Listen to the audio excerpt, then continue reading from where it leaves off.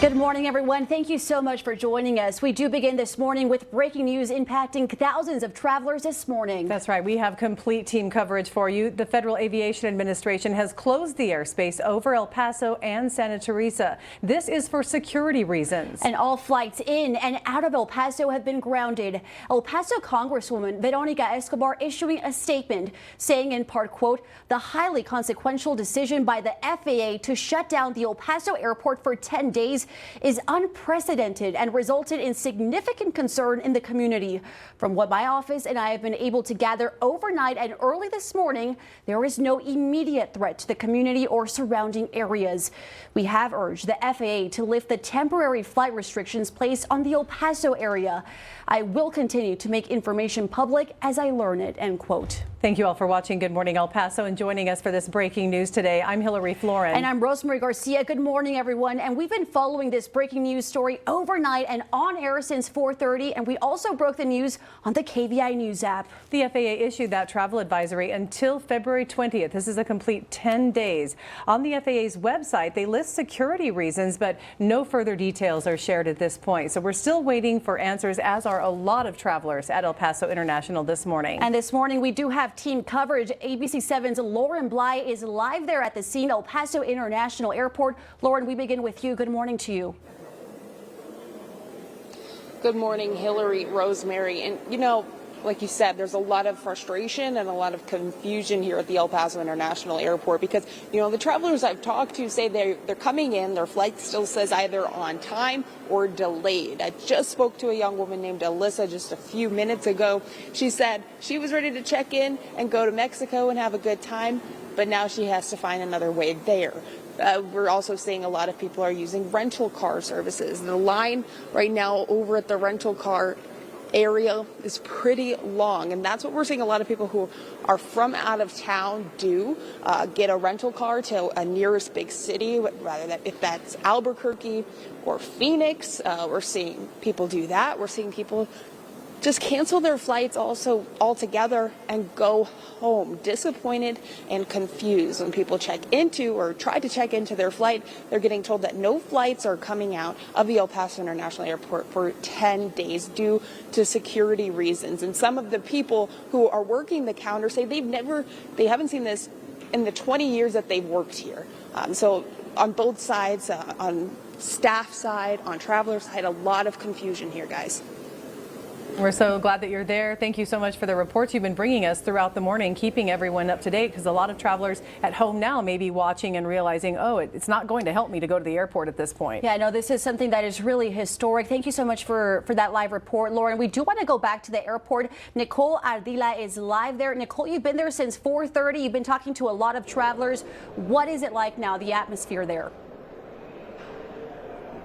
The situation is just escalating, Rosemary. You can see more and more people are entering the airport, finding out what exactly happened last night, right before midnight. A very last minute notice for these passengers who are taking off supposedly in the morning. Now, as you can see, lots of El Paso police presence here. We've been seeing lots of canines passing through. We've been seeing probably 2 different dogs sniffing around. We don't know what the situation is looking like here at the airport. What we have been seeing is that the second floor is completely closed. The escalators, like Lauren mentioned, are closed. Nobody's going upstairs. So we've been seeing passengers either in line here at their airline check-in, either going out back to the parking lots, or they're heading to the car rentals on our left side. So we've been seeing a lot of people going to the car rentals, just waiting in line on their phones, possibly calling their bosses if they can't make it back to work, if their family, if they can't see them right now, or just looking for a solution, booking another flight.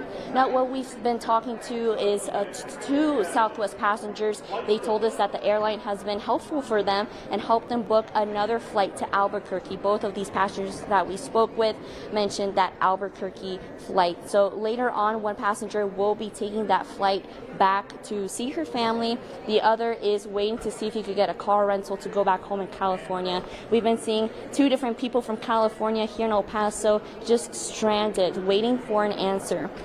Now, we are waiting to hear from airlines to see what kind of alternate solutions they are offering passengers. We are hearing that if you want to change the flight, there might be a fee. If you want to rebook your flight for later, they are being helpful in rebooking it, or they are even giving a flight credit or simply just recommending people to book a car.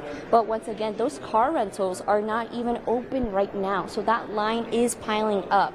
People are making calls. People are frustrated. They're confused. They don't know what's going on. A lot of people are also scared knowing that this is a security reason. But like you mentioned earlier, Congresswoman Veronica Escobar did say that there is no immediate threat to the community.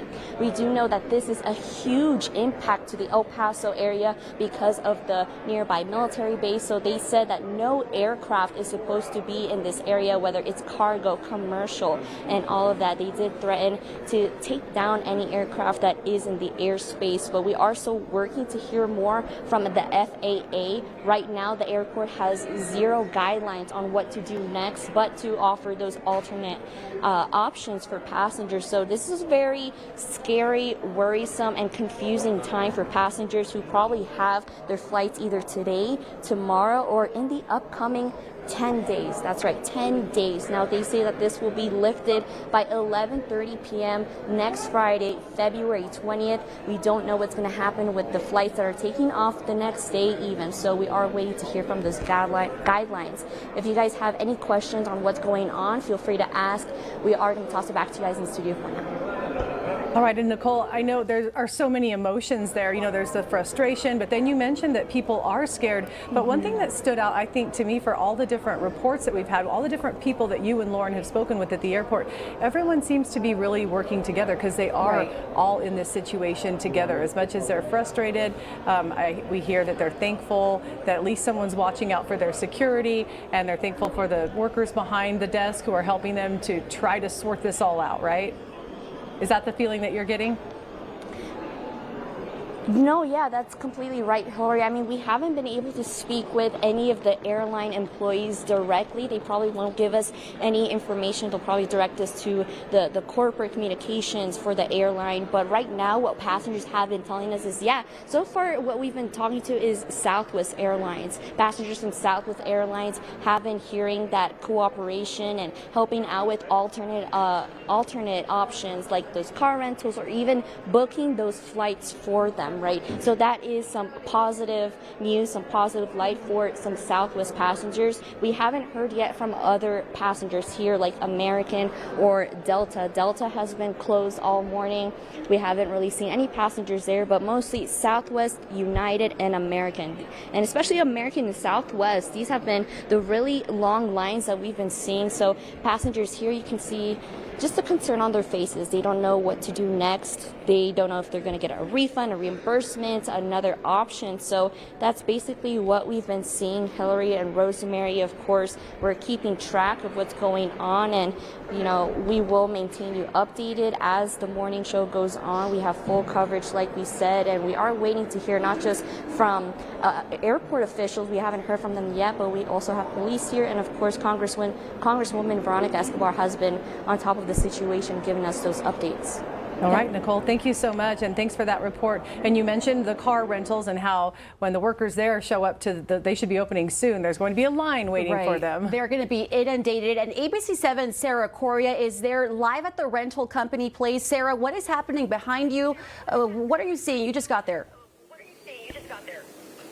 Good morning, Hillary, Rose. Good morning, everyone. Yeah, I just got here to the El Paso International Airport just about 10 minutes ago, but what I am seeing is chaos. We're seeing people that are arriving unaware that the flights have been grounded, that they've been halted here. We're seeing people in various ports of rental lines here. We're seeing Alamo, Hertz. I'm right here in front of the Enterprise Zone, and we can see the crowd that's starting to form behind me. Now, along with the people just waiting for some information, some updates, we're seeing all their luggage just kind of resting off to the side here, and we're continuing to see people just kind of in a state of wait. We're unsure of their next move, where to go. Some hopeful to get, again, a rental potentially, because the only way out of El Paso right now is through car. So many of them hoping to potentially get that rental and make their way out to Albuquerque. Again, this is as we have seen the FAA halt all incoming and outgoing flights from the El Paso International Airport. Again, we're continuing to see hordes of people here early this morning.